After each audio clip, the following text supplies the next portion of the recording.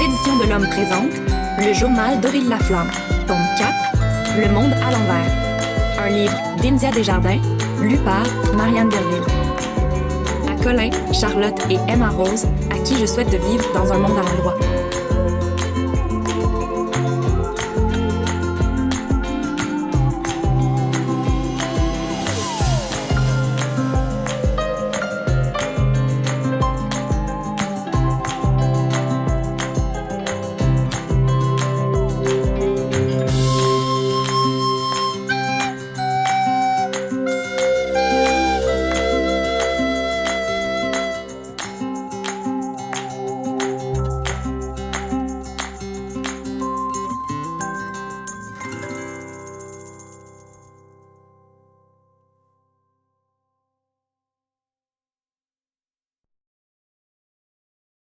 Septembre. Le vent tourne. Chapitre 1. Vendredi 1er septembre. Fiou! Une chance que je ne vis pas dans mes rêves. Seulement cette nuit, à titre d'exemple, j'étais participante à une émission de danse sans savoir que j'étais une participante, donc sans connaître ma chorégraphie avant d'entrer sur scène. Affublée d'un ridicule accoutrement, j'étais incapable de faire un pas de danse correctement. Ensuite, pas dans le même rêve, j'ai perdu mes dents pendant que je parlais à Nicolas, mon ex, assez embarrassant merci, et, alors que je me promenais dans les corridors de ma nouvelle école, je me suis perdue. Bref, si ma vie était comme dans mes rêves, je serais une édentée complètement désorientée qui n'a aucun sens du rythme. 14 heures. Je regarde La Petite Sirène pour la dernière fois. C'est promis, juré. Je commence ma 4e secondaire et il ne faudrait pas que j'ai l'air bébé. Ariel, ou plutôt, comme je le sais, vu que je suis trop vieille pour regarder ce film, la comédienne engagée pour faire la voix, chante « Je ne sais pas où, je ne sais comment, mais je veux être à partir de maintenant, libre comme l'air, là sur cette terre, parmi ces gens. » Je ne me sens plus aucune affinité avec Ariel. Elle voulait faire partie des humains et a même donné sa voix pour aller cruiser un prince. Perte de temps. Moi, mon école de filles a fermé et je suis triste. C'était mon océan de paix à moi, que je n'aurais quitté pour rien au monde. Il me semble que je ne ferais rien de trop risqué pour faire partie des humains dits normaux et qu'il ne sert absolument à rien de vouloir un prince charmant, ce qui vous conduit à une peine d'amour interminable et à voir le dit prince continuer sa vie avec une autre fille. Je réitère mes opinions au sujet des gars. Ça n'apporte que des problèmes. Et si je n'ai eu que des problèmes avec eux alors que je n'en voyais pas tous les jours, je ne peux pas imaginer ce que ça donnera si je les côtoie quotidiennement à ma nouvelle école. Ma vie va changer, mais pour l'instant, impossible de prédire si elle va changer pour le mieux. 14h35. Pendant qu'Ariel se brosse les cheveux avec une fourchette, sa technique personnelle de crousage, je me dis que si seulement j'avais fait roche, dans mon combat de roche-papier-ciseaux avec Kat, j'aurais gagné la partie et nous serions allés dans une nouvelle école de filles. Kat est ma meilleure amie, mais nous ne sommes pas tout à fait pareils en tout point. Lors de la fermeture de notre école, ouch, j'ai un point dans le ventre juste d'y penser. 2 choix se sont offerts à nous. 1. Aller dans une autre école privée de filles, ou 2. Aller dans une école publique. Kat n'en pouvait plus d'aller dans une école de filles avec uniforme, et je ne voulais pas aller dans une école publique, surtout pas l'école où vont mon ex et sa nouvelle blonde. Bref, un combat de roche-papier-ciseaux s'imposait. Nous n'avions pas les mêmes désirs en matière d'établissement scolaire, mais nous n'avions tout de même pas envie d'être séparés. Alors, a commencé le combat, que j'ai perdu. J'ai fait papier en étant certaine que Kat ferait roche, mais elle a fait ciseaux. D'habitude, je suis capable de savoir exactement ce qu'elle pense. Je ne devais pas être connectée avec mes dons de télépathe cette journée-là, comme la plupart du temps finalement. À l'agenda, améliorer mes dons de télépathe. À l'agenda numéro 2, arrêtez de penser que j'ai des dons de télépathe. 15h01. Mon film est terminé. Ben, presque. Je l'arrête toujours avant la fin, avant qu'Ariel serre son père dans ses bras et qu'elle dise « Je t'aime, papa ». Je suis incapable de regarder cette scène. 1. On voit en gros plan l'oreille d'Ariel, agrémentée d'une boucle d'oreille blanche. Je trouve ça bizarre qu'Ariel se soit fait percer les oreilles pour son mariage. Et ça ne ressemble pas à des clip-on parce qu'on ne voit pas de clip. Elle est sirène, devient humaine et poup! La première chose qu'elle se dit est « Ah tiens, je me marie, faudrait bien que je me fasse percer les oreilles! » Je trouve que c'est une invraisemblance dans le film et je n'embarque pas. Bon, on pourrait toujours me servir l'argument « c'est une sirène qui se bat contre une pieuvre sorcière et qui se transforme en humaine pour marier un prince. Alors, si tu recherches les invraisemblances, tu peux en trouver ailleurs. Mais les boucles d'oreilles, je trouve que c'est l'invraisemblance de trop. 2. Le « je t'aime, papa » comme tel. Chaque fois, j'ai le cœur qui veut me sortir de la poitrine. Pas parce que ça se passe sur un bateau et que j'ai le mal de mer par compassion, mais parce que c'est quelque chose que, dans ma vie, je ne pourrai plus jamais dire. À part à des photos ou dans mes souvenirs. 15h15. Je cherche dans le meuble de télé des vieilles vidéos. Je crois que mon père avait filmé un spectacle de ballet jazz auquel j'avais participé quand j'avais 8 ans et on avait fait des copies. Il me semble qu'on le voyait dans le film. Je m'ennuie tellement d'entendre sa voix. Et sa façon de dire mon nom. Il ne disait pas Aurélie, il disait Aurélie. C'est un petit détail qui m'énervait beaucoup quand j'étais petite. Je le reprenais sans cesse. Je lui disais « C'est Aurélie, mon nom! » Et il répondait « OK, Aurélie. » Et il riait. À ce moment précis, sa façon de rire était spéciale. Il riait seulement avec ses yeux. Sa bouche s'étirait juste un peu, ses rides se creusaient et ses yeux se plissaient et pétillaient. Je crois qu'il faisait exprès de m'appeler Aurélie, juste pour me faire capoter. Juste pour que je le reprenne et qu'il puisse rire comme ça. Pour que je me souvienne de sa façon de rire et de sa façon particulière de dire mon nom. 15h17. Sybil est venue se coucher dans le meuble de télé. Chaque fois que j'ouvre un tiroir ou une porte quelconque, ma chatte vient s'y coucher. Je ne peux donc plus chercher adéquatement, car elle me bloque l'accès. Et je ne peux pas la chicaner parce qu'elle ronronne et que c'est trop mignon. 15h18. Ma mère arrive derrière moi pendant que, agenouillée, j'ai la tête enfouie dans le meuble de la télé et me demande « Qu'est-ce que tu fais? » Moi. « Je cherche la copie vidéo de mon spectacle de ballet jazz. » Ma mère. « T'as fait du ballet jazz? » Ma mère. Elle se souvient zéro de ma vie. Elle m'a réellement posé cette question comme si j'étais une parfaite inconnue et que je lui apprenais quelque chose de totalement inusité. Pourtant, c'est elle qui venait me reconduire à mes cours. Je me demande si elle se souvient d'avoir accouché de moi. Moi. Oui, je faisais du ballet jazz quand j'avais 8 ans. J'avais donné un spectacle et papa l'avait filmé. Tu t'en souviens pas? À la seule évocation du mot « papa », de ma bouche et non de celle d'une autre bouche, comme par exemple celle de la petite sirène, il apparaît dans le cou de ma mère des rougeurs et ça se termine souvent en larmes et en sanglots. Depuis qu'elle a un chum, François Blais, c'est moins pire. Pendant des années, après le décès de mon père, j'ai évité de prononcer son nom ou d'évoquer un souvenir de lui. Mais puisqu'elle est heureuse depuis quelque temps, je me permets un peu plus souvent de parler de lui. Je me retourne vivement et je vois des rougeurs apparaître dans son cou, qu'elle tente de faire disparaître en respirant plus fort. Et elle me dit « J'avais rangé ces vidéos. » Moi. Où? Ma mère. Dans le sous-sol, je crois. Est-ce que t'en as besoin tout de suite? François et moi aimerions bien regarder notre émission maintenant que ton film est fini. Depuis quelques jours, François et ma mère regardent une série télé et, comme je ne suis pas du tout bilingue, la raison officielle que j'ai donnée, je ne la regarde pas avec eux. J'ai essayé, mais je ne comprends rien, alors j'ai laissé tomber. Eux, ils peuvent passer 10 heures d'affilée devant la télé. L'avantage, c'est que je ne les ai pas sur le dos. L'inconvénient, c'est qu'on devait aller magasiner pour m'acheter des vêtements et du matériel scolaire pour la rentrée, mais ma mère remet ça à plus tard, car elle n'est pas capable de décoller de devant la télé, parce que supposément que cette émission la tient en haleine, comme c'est pas possible. Ça paraît qu'avant d'avoir un chum, elle n'écoutait pas autre chose que des soaps d'après-midi. En tout cas.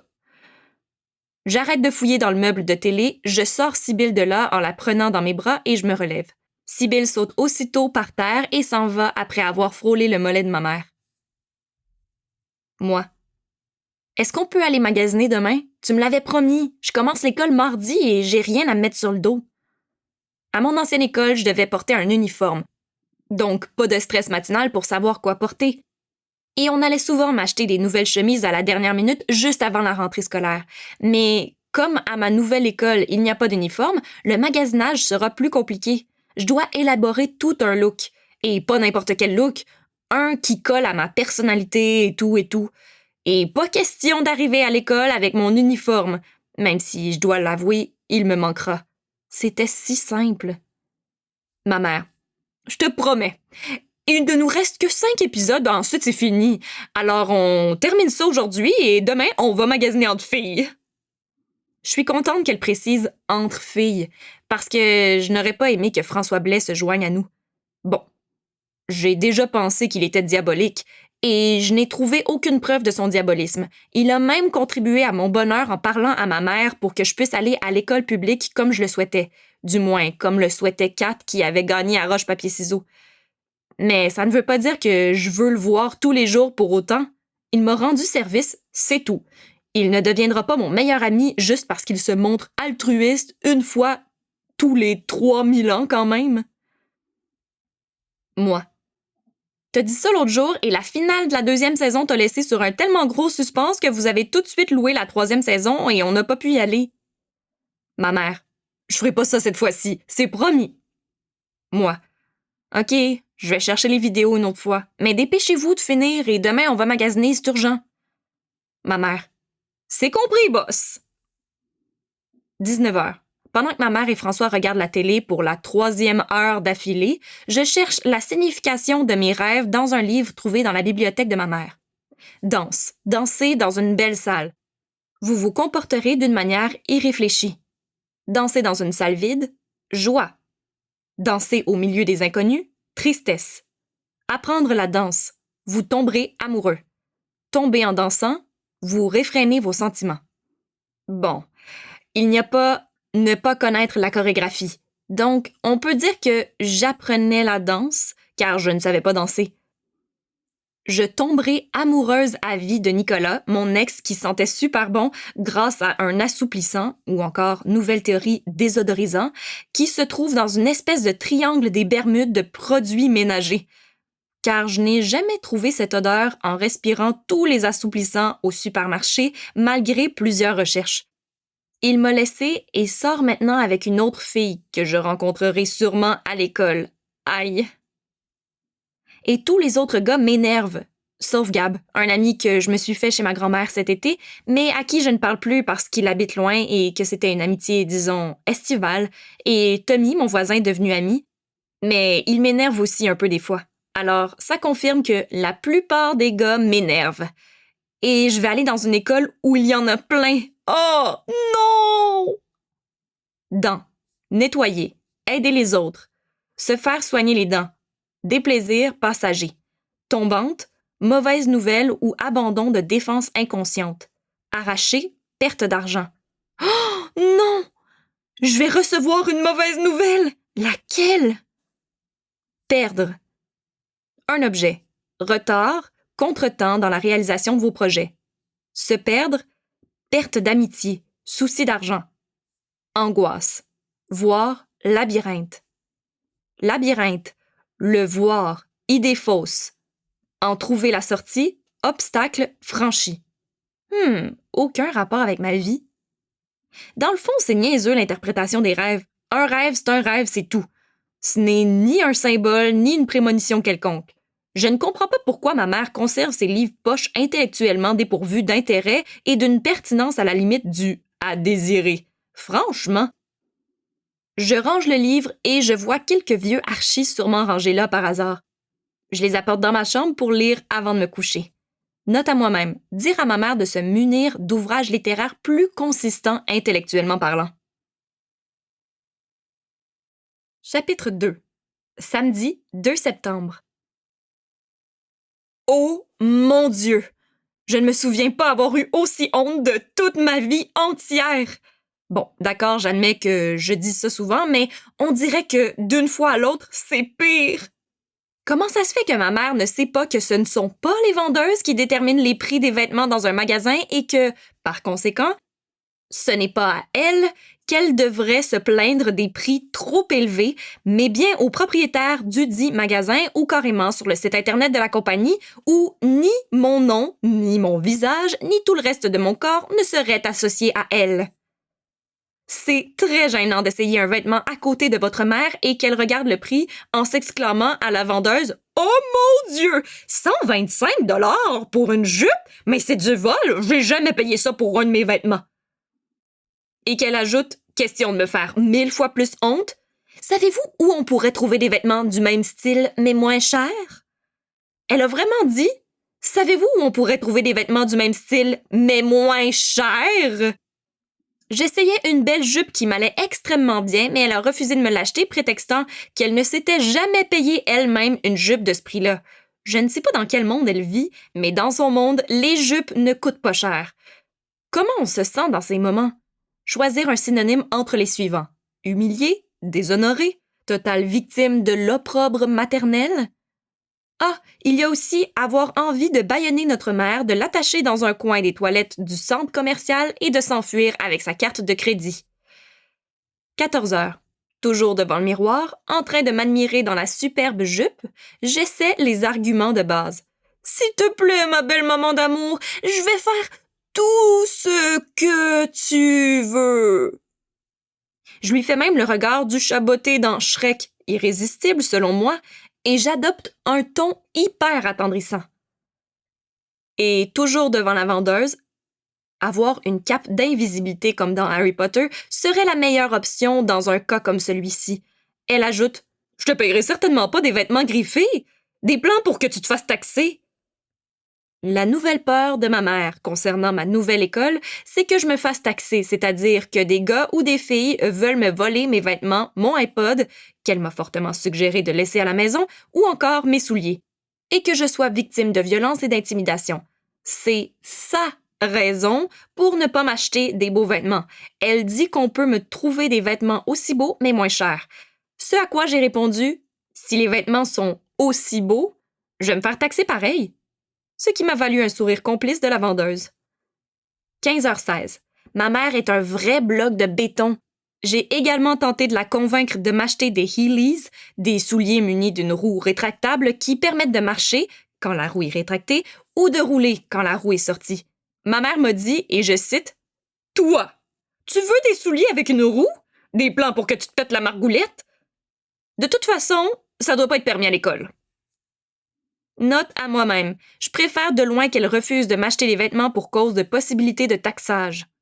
Note à moi-même numéro 2, je me demande ce que ça peut faire, psychologiquement parlant, d'avoir une mère qui croit que vous êtes totalement incompétente sur roue. À vérifier. 16h17. De retour avec tous mes nouveaux vêtements, coûtant moins de 50 $. J'ai bien essayé de convaincre ma mère du bien fondé d'avoir des beaux vêtements. Je lui ai parlé des filles des écoles publiques que je croisais dans le temps où je pouvais me cacher derrière l'obligation que j'avais de porter un uniforme. Ma mère m'a répondu qu'elle n'avait pas d'argent. Je lui ai dit que l'argent que j'ai reçu en héritage de mon père pourrait subvenir à mes besoins vestimentaires. Elle m'a répondu qu'elle préférerait garder cet argent pour m'envoyer dans une bonne université. J'ai répondu « C'est loin, on a le temps de devenir riche d'ici là. » Ma mère « Ben, à toi de choisir. Si je dépense tout l'argent que j'ai mis de côté pour toi pour l'université, tu devras peut-être travailler, demander des prêts étudiants, avoir de grosses dettes par la suite. Tu devrais peut-être trouver un travail dès cette année pour commencer à économiser tes sous. » J'ai réfléchi un instant. Avoir un super look ou une bonne éducation? J'ai choisi la bonne éducation, évidemment. Tu parles d'une décision à me laisser entre les mains. C'est presque comme si elle riait de moi. Ou qu'elle me manipulait en un sens.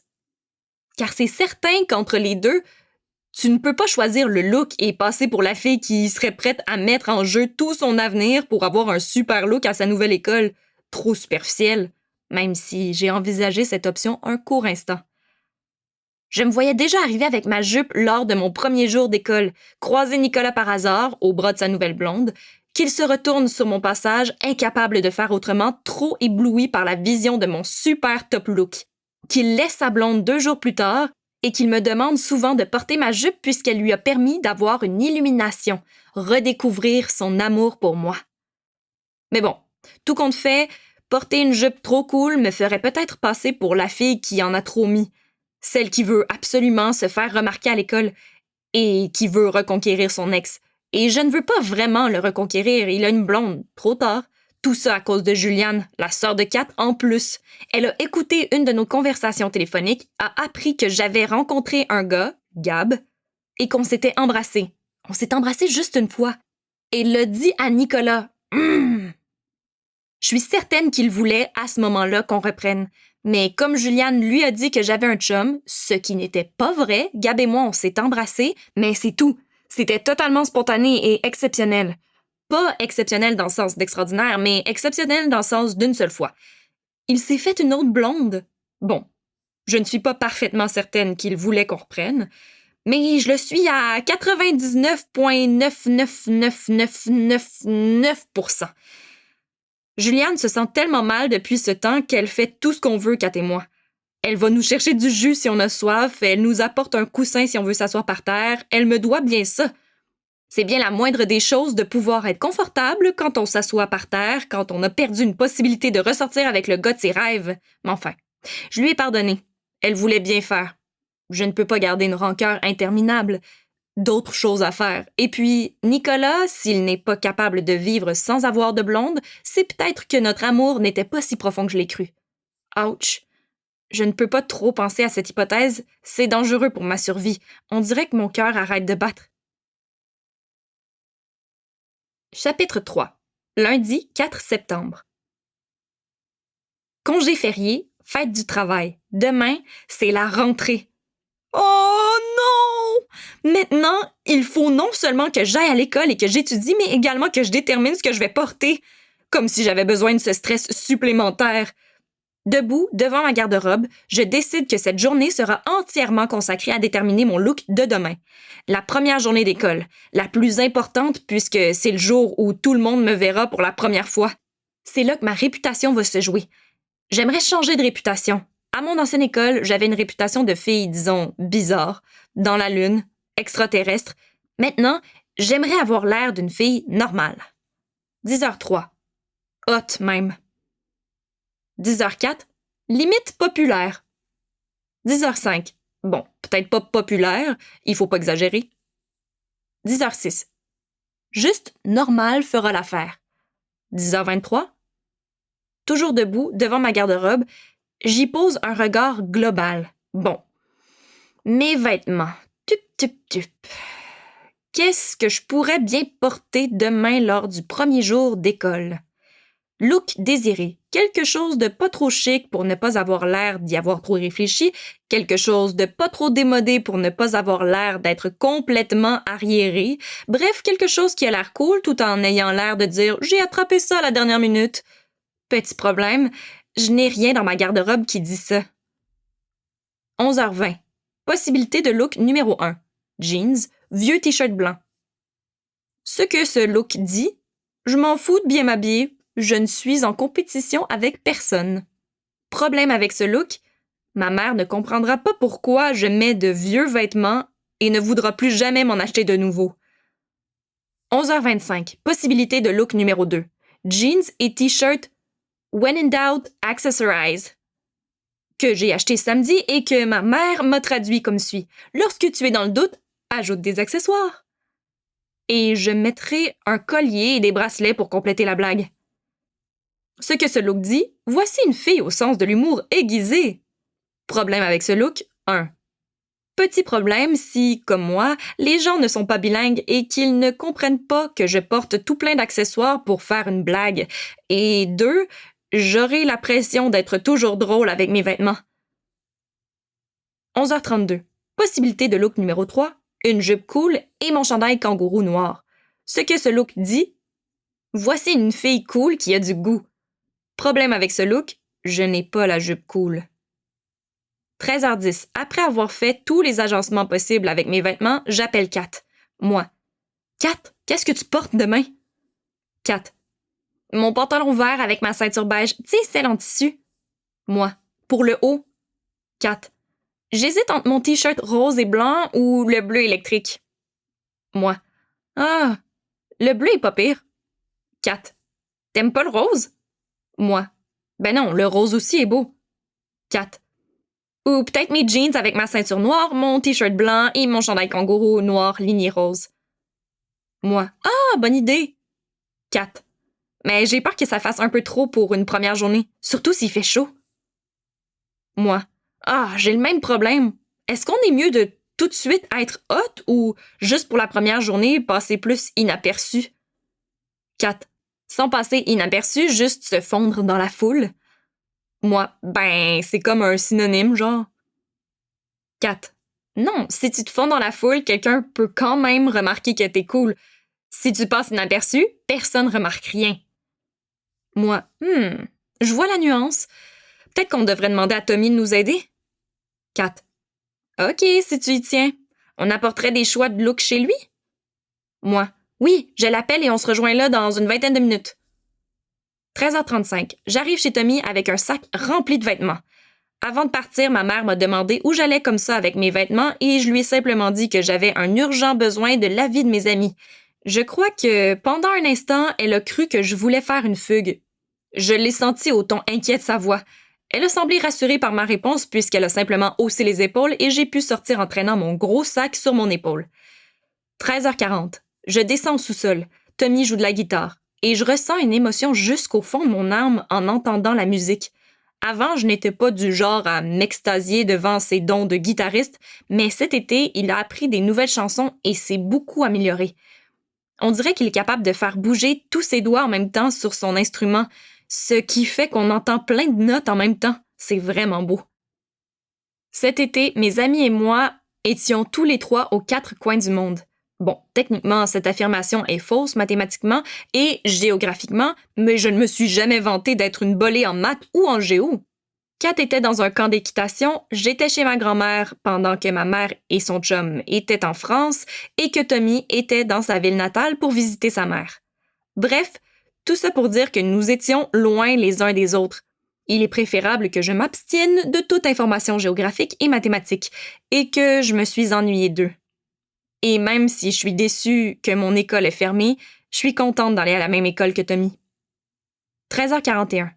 Tommy arrête de jouer. Moi. Wow! Continue, c'était beau. Il sourit. 13h42. Kat entre avec 2 sacs de vêtements. Moi. Kat, t'avais pas 2 looks à lui montrer? Kat. Oui, mais tu m'as mise dans le doute. Moi. Comment ça, j'ai rien dit? Kat. Ben, justement. Tommy. Qu'est-ce que vous voulez au juste? Moi. Que tu nous aides à choisir notre look d'école. Toi, tu vas à cette école depuis l'an passé, alors tu peux nous aider? T'es comme notre espion. Tommy. Ah, les filles, habillez-vous comme vous voulez. Kat. Hey, ta gueule! Tu vas avoir un défilé de mode gratuit, t'es pas mal chanceux d'avoir 2 top modèles comme nous juste pour toi, alors fais ta job d'espion. Tommy. Vu de même. Tommy se lève, met de la musique et on va dans la salle de bain se changer. 14h32. Le problème avec Tommy, c'est qu'il n'a aucun goût en matière de mode. Il a choisi le look le plus hideux de Kat. Et pour ma part, il a choisi quelque chose qui me donnait l'air d'avoir fait un safari en Afrique. Tommy. Ben, pourquoi vous avez acheté des vêtements si vous les aimez pas d'abord? Kat. On les aime, c'est juste que parfois, certains agencements fonctionnent pas. On faisait un test. Moi. Ouais. Tommy. Franchement, les filles, je trouve que tout ce que vous m'avez montré est super. Vous allez passer inaperçu. Kat. Oh non! On veut se fondre dans la foule, pas passer inaperçu. Tommy. C'est quoi la différence? On explique à Tommy pendant qu'il éteint la musique et qu'il empoigne sa guitare.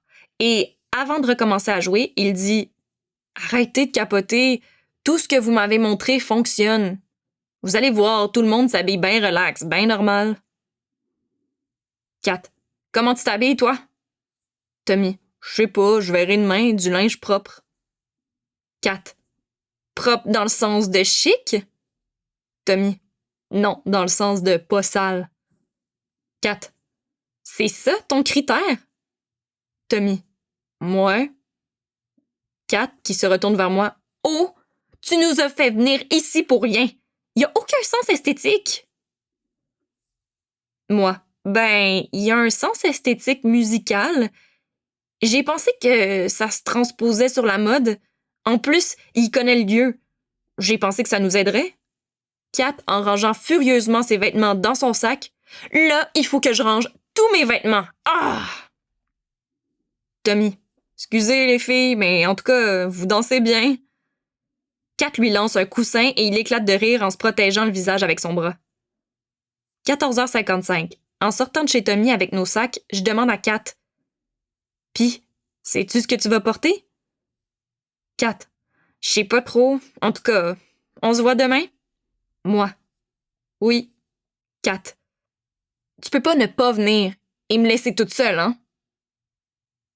Moi. Ben non. Kat. Je te connais, oh, ce serait ben ton genre. Moi. Ben non. 22h16. Incapable de dormir, plusieurs idées se bousculent dans ma tête. Je repasse en revue ma garde-robe. Je pense à Nicolas, à sa blonde, à Kat. J'ai appris tous mes locaux de cours par cœur au cas où je perdrais mon horaire et j'essaie de m'en souvenir. B124, AS19B, BR2, A104. 22h20. AR39, B111. 22h22. Ne pas arriver en retard. 22h24. Ne pas oublier de porter des vêtements. 22h26. Ma mère m'a stressée avec son histoire de taxage. 22h28. À l'agenda, engager 1 ou 2 gardes du corps et ou m'acheter un chien de garde, juste au cas où. À l'agenda numéro 2, devenir riche et célèbre afin de pouvoir engager 1 ou 2 gardes du corps et ou acheter un chien de garde. Car je doute que ma mère soit d'accord avec un tel projet, la sachant déjà un peu nerveuse à l'idée que j'aille dans une école remplie de possibles malfaiteurs en puissance. Si je lui fais part de mes inquiétudes, il y a des risques qu'elle me change d'école à la vitesse de la lumière. 22h32. La lumière doit voyager vraiment vite. Je me demande à quelle vitesse exactement. Je me demande si je vais apprendre ça en sciences physiques. C'est mon premier cours demain. Je pourrais poser la question. On me trouvera sûrement très allumée de poser une question comme ça lors du premier jour d'école. À moins qu'on me trouve nerd, je suis peut-être mieux d'aller vérifier les informations sur la vitesse de la lumière sur Google. Avoir l'air têteuse lors du premier jour d'école n'est pas le meilleur moyen de se fondre dans la foule. J'ai quand même hâte d'apprendre plein de choses en sciences physiques. Ça va être cool. Oh mon Dieu, je suis déjà têteuse. 22h34. Je ne sais pas ce que Kat voulait dire. Je serai là demain, c'est sûr. À moins qu'il y ait une bombe nucléaire prête à exploser et que je doive, disons, me cacher dans un bunker. Il est vrai que je n'ai pas de bunker, alors ce qui pourrait m'empêcher d'aller à l'école serait que je serais trop occupée à en construire un dans l'éventualité d'un danger d'attaque nucléaire. Ben quoi, on n'est jamais trop prudent. Chapitre 4. Mardi 5 septembre. Moi. Je veux pas aller à l'école, je suis malade, tu peux pas me forcer! Un rayon de soleil beaucoup trop aveuglant traverse ma chambre.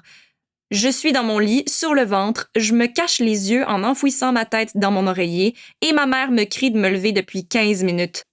Elle entre soudainement dans ma chambre et tire les couvertures. Sybil est couchée à mes côtés et nous regarde en alternance comme si nous étions les personnages d'une mauvaise télé-réalité. Ma mère. Tu te lèves et tu te calmes le pompon. C'est toi qui voulais aller dans cette école. Grrr, grrr, grrr, à l'infini et plus encore. 7h35. Je ne sais pas quoi porter.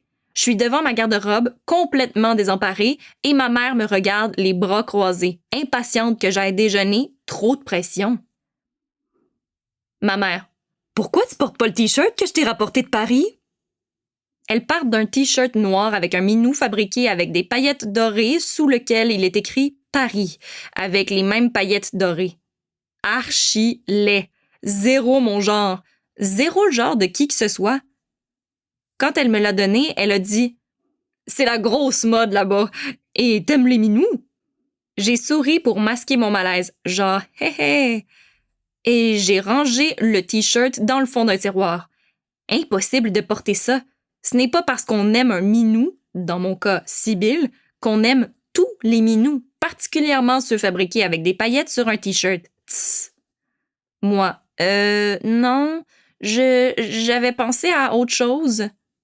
Non, j'ai pensé à rien. Je ne sais pas quoi porter, mais c'est sûr et certain que je ne porterai pas le T-shirt de minou à paillettes. De quoi ruiner une réputation avant même d'en avoir une. 8h05. Toujours devant ma garde-robe à chercher quoi porter. Merde! Kat va arriver dans quelques minutes et je ne sais pas encore quoi mettre.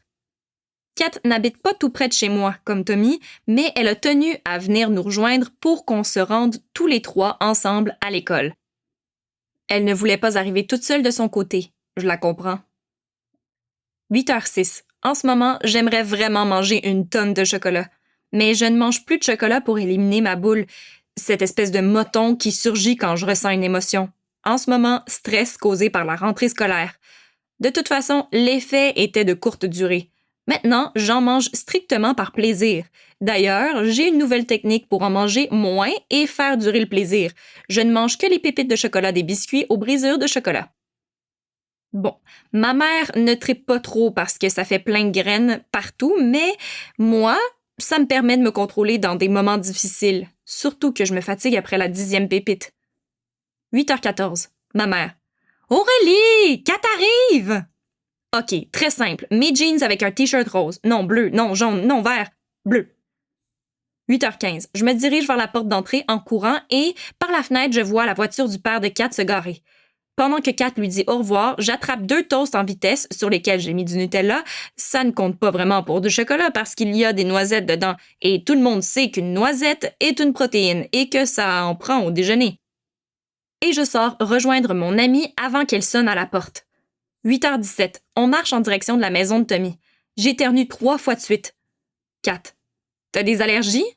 Moi. Non, mais je sais pas, ça sent fort. Est-ce que c'est toi ou c'est dans l'air? Kat. J'ai mis du parfum. T'aimes ça? C'est nouveau. Moi. T'en as donc ben mis. Kat. Ben, je voulais sentir bon. C'est trop, tu penses? Moi. Ben, ma toast goûte même pas le Nutella tellement ça sent fort. On arrive chez Tommy qui sort presque aussitôt et qui verrouille la porte. Tommy. Hey, les filles! Cool votre look! Moi. C'est vrai? Tommy. Je sais pas, moi. Kat. Ah, t'es con! Tommy. Les filles, vous sentez donc bien le parfum. Wesh! Qu'est-ce que c'est ça? Moi. Toujours en mangeant ma toast, je pointe Kat avec mon menton. C'est elle. Tommy. Je sais que tu voulais pas passer inaperçu, mais il y a d'autres moyens. Je regarde Tommy et lui fais signe de ne pas en rajouter. Il hausse les épaules et met son bras devant son nez. Kat, en se sentant. Dans le Miss Magazine, il disait qu'un parfum nous va bien quand on ne le sent pas. Je le sens pas du tout. Ça doit bien m'aller. Moi. Ils sont peut-être trompés parce que quand tu te sens pas, ça t'en fait peut-être mettre un peu trop. Ça devait être une mauvaise traduction. Nous espérons que vous avez apprécié cet aperçu. Pour continuer à écouter ce livre audio sur Google Play Livres, utilisez le lien dans la description de la vidéo.